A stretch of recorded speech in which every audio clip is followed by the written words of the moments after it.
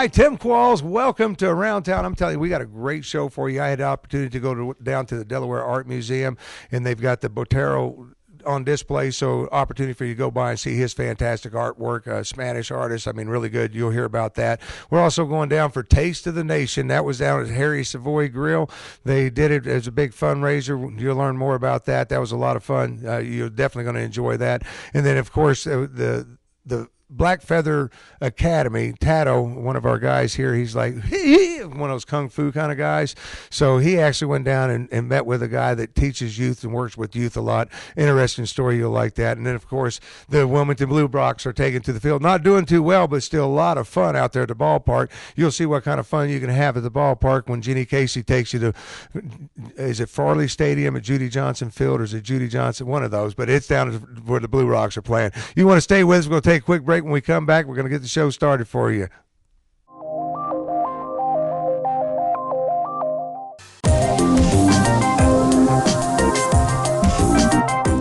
Back into another museum. I'm telling you, we're getting a lot of culture here because this week we're at the Delaware Art Museum. I'm standing here with Dr. Mary Houlihan. I believe that is correct. Houlihan, right? Okay, Houlihan. And you are the curator of exhibits. And tell me what you do. I'm the curator of collections and exhibitions. And I've had the pleasure of being the museum's curator for this traveling exhibition of the work of Fernando Botero. Yeah, when you're talking about him, because I'm looking at his work, it wouldn't be hard to spot his work anywhere. No, it's very highly recognizable. What he uses, as he himself says, he describes his work as inflated images. Works that are very rotund are highly characteristic of his work. He does it not just with human beings, but also with inanimate objects. Yeah, now, is he a heavyset guy himself? No? Not at all. Everybody asks that, but he is not. I'm with everybody else then. He's a very fit and trim 75-year-old. I'm looking at his work because you said this was a good one to illustrate on here. I want to get out of the way here. Why is this good to recognize? Because I don't see the people now. I see the fatness in everything. Right. Well, this is a good place to start because Botero began to use this style in 1957 when he was doing a drawing for a painting very similar to this. This is a variant from the late 90s on the theme, but he was doing a still life study that included a mandolin. And while he was sort of fooling around with the proportions and so on, he reduced the size of the sound hole in the mandolin. And when that happened, he realized everything else became inflated. Everything else was enlarged in proportion to the size of that sound hole.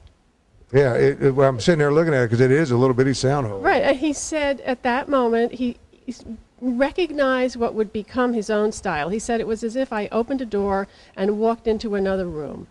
And these proportions, very, as he says, volumetric. He says, my people are not fat; they have volume. This volumetric and sensual style has been Botero's ever since. Well, if you're talking to young kids, it could be fat. You know, that could be a cool thing. You know, that's okay too. Yeah, we got some more we want to look at. But getting away from the stills and getting into the people, that's what I really like. I love this picture, the one we're looking at here. What is this? Right, this is very much a people picture. This is called The Dancers. And it's a scene that Botero would have seen in his youth. He was born in 1932, so probably sometime in the 1940s in his native Colombia. He was born in Medellin, Colombia, and raised there.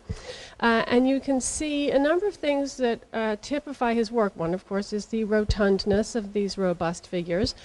Very brilliant but nuanced use of color. And you can notice also that although these people are at presumably an enjoyable event, they have rather expressionless faces. And Botero always says that he doesn't want to impose emotion or inject too much emotion into his paintings. But that leaves it really for the viewer to do that. So we can bring our own emotions to it. Yeah, well, I can bring emotions because I'm looking around here as you're talking about this, but I'm kind of lost sight right next to it over here. I mean, just so many different styles and stuff, and just creating what he, I guess, saw in his native land as he's growing up, like you said. That's right. He deals with a number of subjects. One is his early experience in Colombia, very much sort of a native flavor there.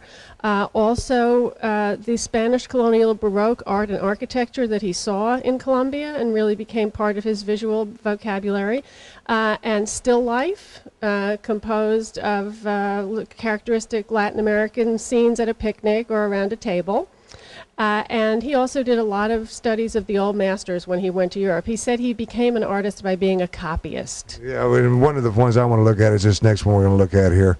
Because as we're making our way around the gallery here, I noticed as soon as I came down the steps, one of the first ones I saw was this one right here, and I just love it. I mean, and you even explained more to me on this one because he's actually in it.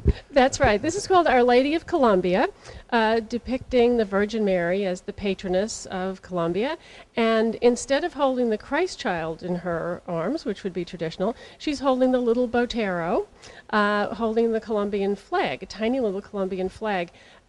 Botero does not use models or photographs in his work, and so he often uses his own face. That's the easy way to do it, whether it's a child or an adult. And another thing that you see here, you notice how tiny the flag is that he's holding. Botero makes the point that he sometimes makes things extraordinarily small in order to emphasize the amplitude of the other parts of the painting. Yeah, and that is definitely a tiny, and as well as, I guess, is that a natural fruit from Colombia? Well, my theory about that is, and I'm not sure because it hasn't been described by Botero himself, but I suspect that that may be a Colombian coffee cherry. And that Very would good. be appropriate for her, of course, as the patroness of Colombia. Very good. I mean, I just love his work. It's going to be here now. This, once again, is the Delaware Art Museum, which is, everybody knows where Rockford Park is and the big museum there. Been redone. It looks absolutely gorgeous, I'm telling you. And there's so much here to see. Not only this artist, but you have your permanent collection as well. That's right. We have a permanent collection. We specialize in American illustration, particularly Howard Pyle, our British pre-Raphaelite collection, and American painting of the 19th and 20th and now 21st centuries. Botero will be here through June 8th. And through May 4th, we have an Iraqi-American exhibition on view as well, a collaborative between the artists of those two countries. Well, that ought to be an interesting one right there, so I'm looking forward to that. But you definitely want to check this out, especially the Hispanic community out there. I mean, this is heritage right here from the home. That's very true. We're happy to say we're gratified that quite a number of Spanish-speaking people, as well as Hispanic Americans from our own community, have enjoyed the show so far.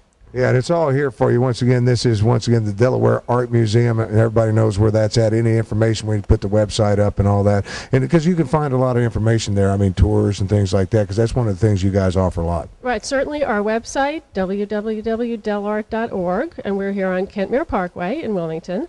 A person wanted to arrange a tour for their own particular group, as well as schools and so on. Our education department's happy to do that. I'd rather get Dr. Mary. She knows it all. So, but busy. I'm surprised because, given the Delaware Art Museum, I mean, they've done a great job and everything else, and the staff they have here, just a tremendous staff. You guys are constantly working just to improve on what you're doing out here. Well, thank you very much. We feel that's what we do. We try to keep a good number of changing exhibitions through the year, and as you said, of course, our permanent collection. And it's all here for you, Delaware Art Museum. Thank you, Dr. Mary. We appreciate you letting us come out and take a look at it today. Thank you, Tim.